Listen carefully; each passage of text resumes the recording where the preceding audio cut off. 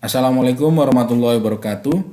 Pada kesempatan kali ini, izinkan saya untuk menyampaikan tutorial bagaimana membuat struktur mata kuliah yang berada di Learning Management System. Nah, tutorial kali ini diperuntukkan untuk manajer ataupun administrator yang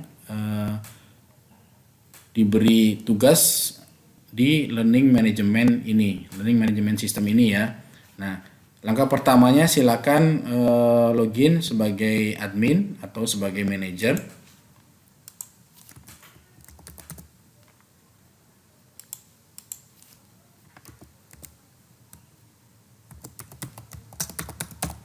Ya, silakan login sebagai manajer. Nah, ini sudah login. Nah, kemudian sebelum kita masuk materi, saya akan coba menggambarkan dulu. Seperti ini. Nah, struktur course atau struktur mata kuliah yang idealnya ada di Learning Management System ya.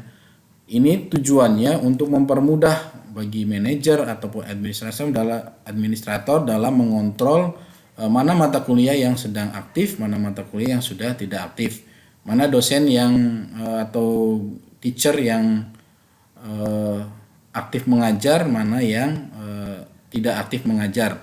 Nah, di sini bisa distrategikan dengan membuat kategori-kategori atau struktur mata kuliah. Nah, di sini saya contohkan administrator atau manajer itu bisa membuat yang namanya kategori.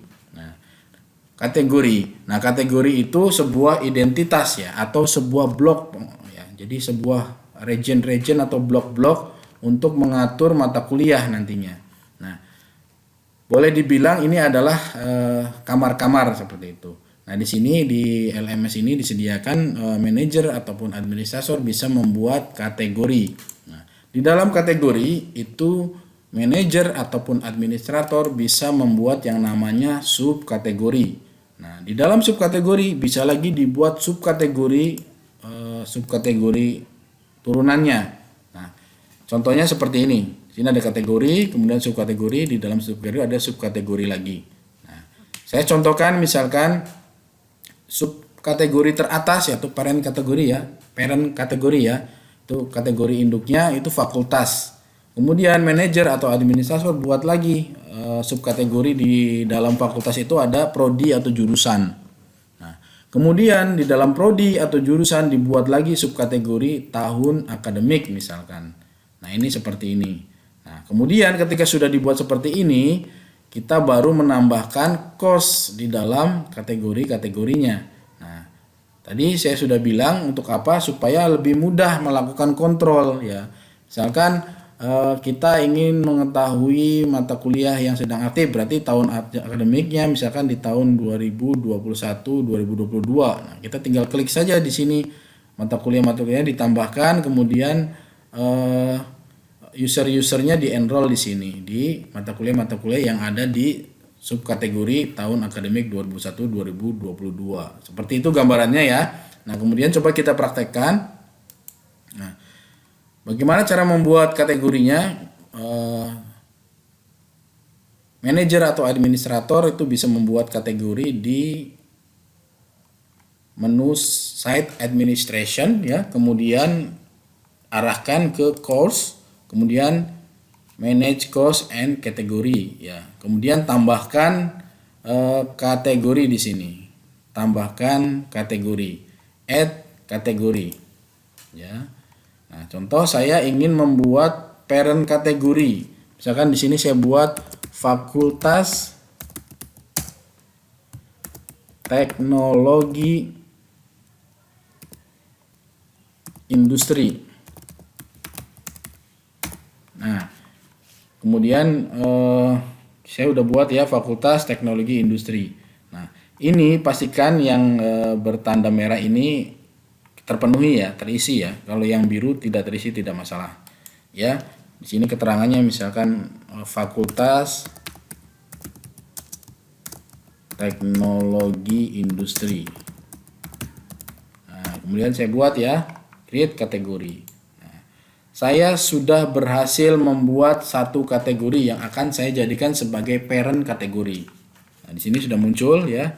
di daftar kategorinya sudah muncul Fakultas Teknologi Industri di sini ya. Kemudian saya ingin membuat subkategori di dalam parent kategorinya Fakultas Teknologi Industri. Bagaimana caranya? Saya tinggal kembali lagi ke atas ya tadi ke cost, manage and cost, kemudian create new kategori. Nah, karena saya ingin membuatnya itu parent kategorinya Fakultas Teknologi Industri, maka pastikan parent kategorinya Fakultas Teknologi Industri. Nah, di sini saya akan membuat misalkan prodi Teknik Informatika. Ya. Di sini misalkan deskripsinya prodi Teknik Informatika ya. Prodi Teknik Informatika ini berada di bawahnya Fakultas Teknologi Industri. Pastikan ya, jangan salah. Kalau misalnya salah kita bisa pilih di sini. Parent kategorinya benar apa salah. Nah, kemudian kita buat create kategori. Nah, sehingga muncul di sini subkategori prodi Teknik Informatika berada di bawah kategori Fakultas Teknologi Industri. Nah, sekarang saya ingin membuat subkategori lagi berupa tahun akademik.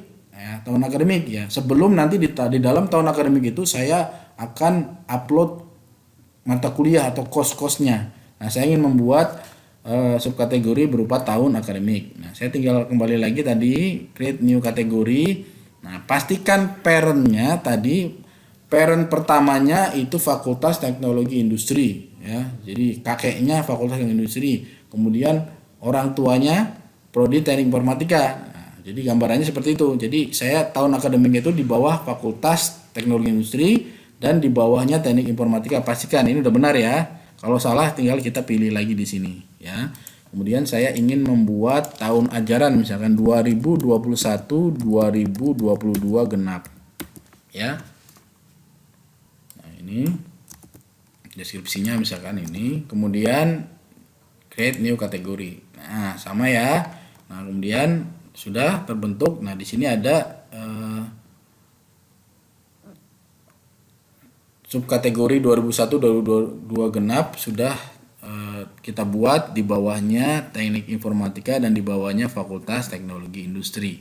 Nah, baru setelah itu kita buat upload mata kuliahnya. Bagaimana caranya? Kita klik saja subkategori tahun akademik ya, klik. Kemudian kita scroll paling bawah di sini. Nah, di sini sudah diarahkan ke subkategori 2021-2022 genap yang berada di bawah Teknik Informatika dan di bawah Fakultas Teknologi Industri. Nah, sekarang kita tambah kosnya. Nah, ada dua cara menambahkan satu persatu atau menggunakan sistem upload. Nah, saya coba akan mencontohkan cara pertama yaitu menambahkan satu persatu ya. Nah, kemudian di sini kita klik, kemudian kosnya misalkan algoritma pemrograman ya. Nah, short name-nya ini sangat penting ya. Jadi intinya yang bertanda merah ini sangat penting semua ya. Kita short name-nya misalkan Alpro. Ini short name harus kita ingat ya. Short name-nya harus kita ingat ya. Atau biar lebih mudah menggunakan kode mata kuliah saja. Ya, menggunakan kode mata kuliah saja short name-nya. Atau ya, kode mata kuliah kemudian diikuti dengan semesternya. Jadi kalau hanya kode mata kuliah kan nanti kalau di semester berikutnya ya, di subkategori semester berikutnya nanti akan crash atau bentrok ya. Jadi ditandai saja dengan kode mata kuliah kemudian semesternya ya. Ini saya contohkan supaya simpel saja Alpro. Nah, kemudian pastikan parent kategorinya benar. Nah, misalkan ini saya contoh adanya di Fakultas Teknologi Industri, kemudian prodi Teknik Informatika, tahun akademik sekian, ini dipastikan ya, benar. Kemudian di sini start and date-nya, kapan mulai dan berakhirnya itu harus kita tentukan. Ya, contoh ini saya mulai 18 Februari dan berakhirnya tidak saya tentukan ya. Jadi kalau berakhirnya tidak tentukan secara default itu bisa selamanya atau 365 hari ya, setahun bisa tetap aktif ya. Kemudian kalau jika ingin menambahkan deskripsi silakan menambahkan image ya, jadi ikon mata kuliah misalkan kalau algoritma pemrograman misalkan ikonnya komputer atau apa ya. Nah, silakan. Yang jelas yang kondisi merah tadi, tanda-tanda merah tadi sudah kita terpenuhi. Kemudian kita tambah di sini save and return. Nah, di sini kita cek. Nah, di sini mata kuliah sudah berhasil ditambahkan di subkategori 2001-2006 berupa satu mata kuliah algoritma pemrograman. Nah, sekarang cara kedua, kita ingin menambahkan mata kuliah secara massal. Kita bisa menggunakan metode upload. Nah, caranya bagaimana? Tadi ke site administration, kemudian course, ya, course, site administration, course di sebelah kanan. Kemudian di sini ada upload course. Nah, kita bisa membuat file Excel-nya di sini. Nah, formatnya seperti apa? Kita buka Excel, ya. Kita buka Excel. Nah, seperti ini, ya. Kemudian susunannya seperti ini. Pertama, kategori, kemudian format, kemudian kolom berikutnya short name, kemudian kolom berikutnya full name. Nah, nanti akan saya sertakan file Excel-nya di deskripsi, ya, untuk menambahkan bagaimana mengupload mata kuliah secara massal. Nah, ini kolom-kolomnya ada 4 kolom. Yang pertama kategori. Nah, kategori karena ID kategori kita tidak hafal tadi, ya, jadi kita bisa boleh kosongkan saja. Kemudian formatnya bisa kita isi topik, ya, secara default topik, ya, artinya topik itu subjek atau itunya mata kuliah atau course, ya. Kemudian ingat short name-nya di sini, ya. Tadi saya sudah tawarkan usahakan supaya tidak crash, tidak bentrok, kode mata kuliah ditambah dengan tahun ajaran, kemudian full name-nya. Ini contoh, saya akan menambahkan 3 mata kuliah secara massal, atau bisa ditambahkan sampai ribuan atau ratusan mata kuliah, ya. Tapi kan untuk satu semester satu prodi tidak mungkin sampai ribuan, ya. Paling 100 atau 50, ya. Nah, ini saya coba menambahkan 3 saja dengan struktur seperti ini. Nanti formatnya akan saya sertakan di deskripsi, ya, filenya, file format Excel-nya. Nah, setelah itu kita save. Nah, tapi save-nya tidak save Excel biasa, tapi kita save as. Kemudian tipe file kita tempatkan misalkan di sini di folder latihan, misalkan save tipenya kita pilih jangan Excel, ya. Kita pilih CSV atau delimited. CSV, delimited di sini, ya. Kemudian kita save tambah cost. Ya, kita save, ya. Nah, kemudian baru kita upload di sini. Tambah cost tadi, ya, yang tadi file CSV tadi, upload, kemudian diupload di sini. Nah, untuk CSV delimited itu tergantung komputernya masing-masing, ya. Ada yang pakai koma pemisahnya, ada yang pakai titik koma. Kebetulan di komputer saya menggunakan titik koma. Jadi kalau misalkan pas upload error, itu pastikan ininya diganti koma atau titik koma. Nah, kemudian coba preview. Nah, di preview, nah ini seperti ini. Kita akan menambahkan 3 mata kuliah. Kenapa di result itu ada tanda silang merah? Karena tadi ID-nya kita tidak isi. Tidak masalah, ya. Nah, kemudian kita scroll ke bawah.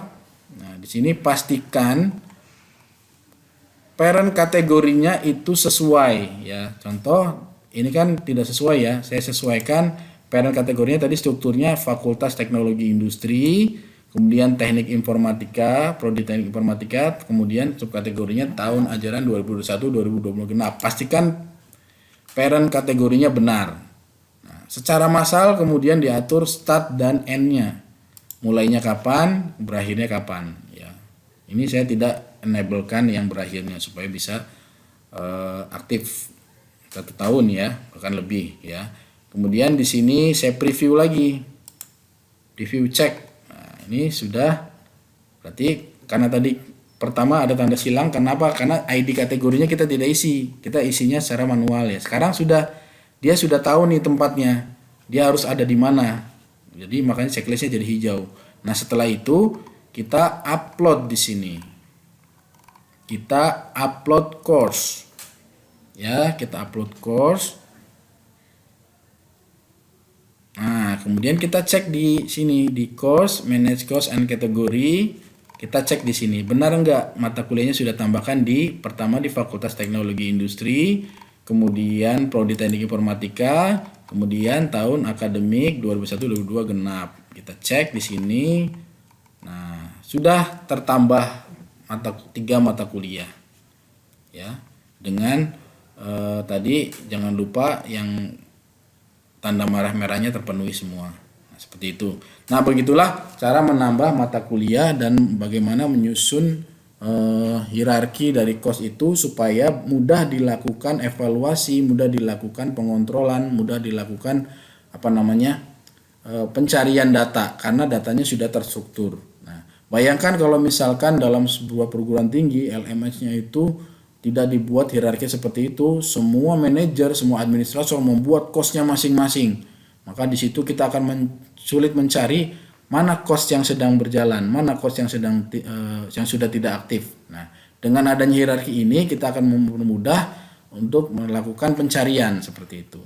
Demikian tutorial terkait dengan bagaimana membuat hierarki kos dan mengupload kos secara manual maupun secara massal. Nah, kita akan lanjut ke tutorial berikutnya, yaitu bagaimana mengenroll mahasiswa secara massal seperti itu. Demikian, terima kasih. Assalamualaikum warahmatullahi wabarakatuh.